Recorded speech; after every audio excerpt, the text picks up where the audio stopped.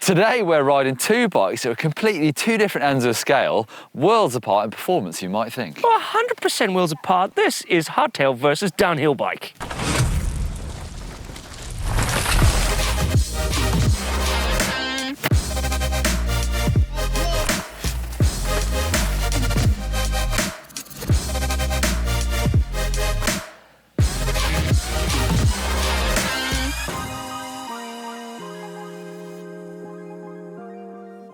Right, today I'm riding the downhill bike, which is the undisputed coolest type of mountain bike there is. And people call downhill the Formula One of mountain biking, which I think is a little bit cringy. But why do they say that? Because these bikes are at the cutting edge of bike development and design. You've only got to look at the World Cup race bikes like the Specialized, and just shows you how much they're pushing the development of these types of bikes. They've got the biggest suspension, about 200mm front and rear. They've got the most stopping power, because it's all about going downhill as fast as possible. It's not all about weight with downhill bikes, it's more about compliance and reliability. This is all about making the rider as fast as possible. On the other side of the scale, we've got the Hardtail. Now, I absolutely love the Hardtail. It pretty much can do anything and everything. So like go bike packing, hit a pump track, go to the dirt jumps, skate park, you can race it, go cross country, enduro, all downhill. This is simplicity in its finest form. I love the way it rides, the feedback you get from the bike, from the trail, up through you, it's incredible. I love it. And it's way cheaper than that over there. This is my Nuke-proof Descent 297 downhill bike, aluminium frame. 297 means it's mixed wheel size, so 29 up front, 27.5 rear. Actually similar tyres to Blake. I've got the Enduro specs of the heavier weight tyres. Good chunky amount of protection and grip as well, nice and soft rubber on there. A big RockShox Boxer air fork up front, 200mm of travel. On the rear I've got the Super Deluxe RockShox again, coil shock. Only 7 gears on this bike with the SRAM downhill group set, obviously that really small cassette. It's all about going fast, this bike. Big brakes, like I mentioned already, SRAM code 4-pot calipers, 200mm rotor on the rear, and the big 220 rotor up front. Say hello to my little friend Terry. Thanks to Neil for naming my bike. This is the Nuke-proof Scout. It's a medium-sized frame. It's a 29er wheel, front and rear. Talking about the wheels, I'm running the Vittoria Mazda tires, Enduro spec ones, so they're super strong and sturdy.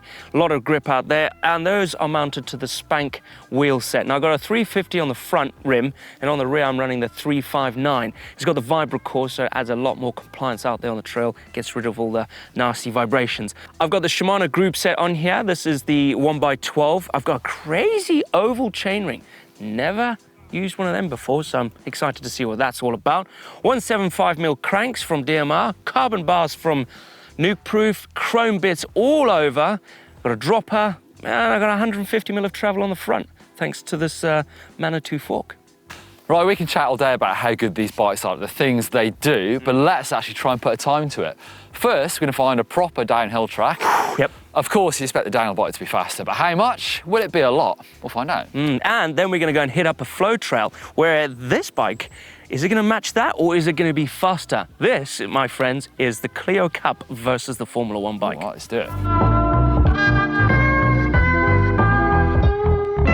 Blackadder is a short, black-rated downhill track with step-downs, doubles, and then a tech dirt section in the woods with roots and rocks, 0.82 kilometers with around 100 meters of descending. The flow trail was a blue-rated wheelie waver. There's fast berms and blind risers to catch you out. Right, Mr. Donahue, are you ready on that Formula One rig of yours? Well, I'm getting ready. Get the ponies up, get the horses revving before I drop the clutch. If you say so. Are you ready? All right. Got the clocks on. Clocks on. 3, 2, 1. Drop, Neil.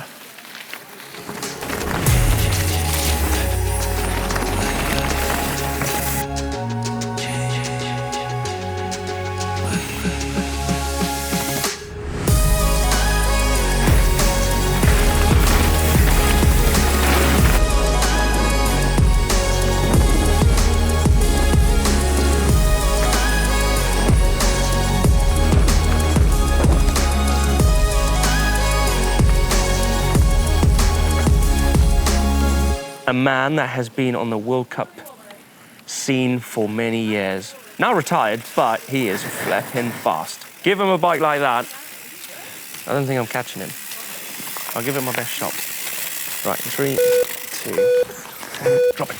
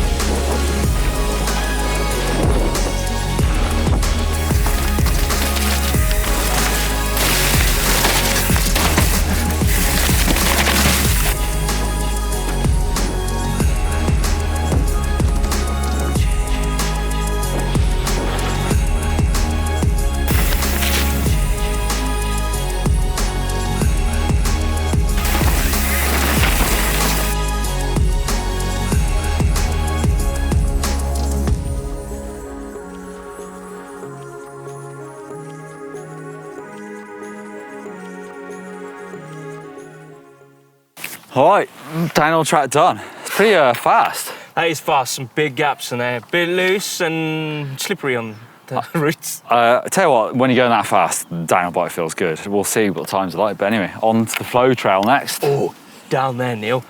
I'm fed up with that over there. It's a bit rough. All right, you go first time. You can be the hare. Yes, I'll be the please. hound. Yep. Chase you down. Hound me down, Neil. You ready? 3, 2, 1, go.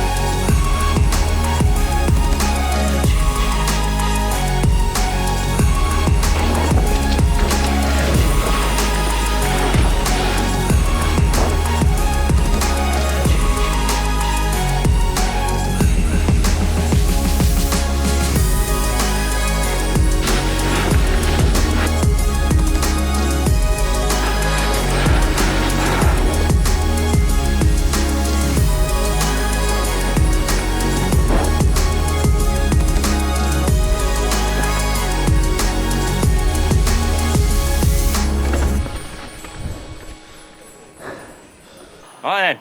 All right, back to the shed and we'll take a look at the times to see what was faster. Ooh, number bashing. We're back. We've had a shower. And the times are? I haven't had a shower. Right, well, so I've got some good news, got some bad news, Blake. So the downhill track, obviously these are short tracks, so bear that in mind. Me on the downhill bike, I did it in 1 minute 29. Oh. Blake on the hardtail, Yep. 1:39. Oh, 10 seconds slower. 10 seconds, actually 11% slower on the downhill track. Because it's only short. Yep. But on the flow trail, I did a 1:25. You did a 1:24. Oh, what? Only a second? Well, I felt, I rode it, and obviously the downhill bike, it's not perfect for it. No. However, it gets fast pretty quick. It does. And it's kind of rough in the turns, and I felt like I could really push hard, and I felt like I probably, at the time, was like, the downhill bike's gonna have more grip. Probably. It does, more planted. I think you're on the ground more in those rough bits in the turns. Yeah. But how did it feel for you?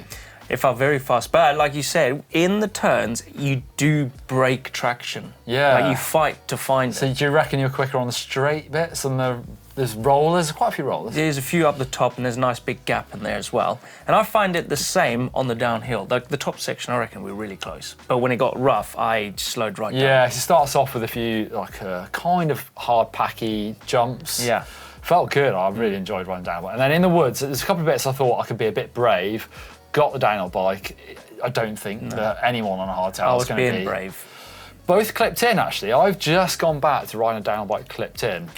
Just because I've watched all the videos, I'm like, why am I the only guy still trying to ride flats? Yeah. Feels good. I guess hardtail, Hardtail, I always ride clips, no matter what. I never ride a flat pedal on a hardtail. except for jumps. Yeah, apart from jumping, yeah. But when you're riding your trails, your descents and all that, being clipped in, you can manipulate the bike a lot more and you can ride lighter because you're not fighting to keep your feet on the pedals. I mean, half the plan was to then swap our bikes, because we are both ride the same bikes, we Yeah. can do it and repeat, but we didn't have time. However, I think results would be pretty similar. I always I feel think like so. this, the times might not be exactly the same, but I think the results will be similar. So super interesting to show, the differences in one end of the scale to the other, but it doesn't always mean everything, depending on the downhill track. No, if that track was longer, I think the downhill bike would Well, I think I would probably tire a bit though. On a downhill bike, maybe if we went top to bottom, maybe. So maybe, well, then yeah. you fatigue on a On a hardtail. hardtail, yeah, it just takes one or the other. Who knows? Let us know if you liked the video and if you think you could be just as fast on a hardtail as on a downhill bike.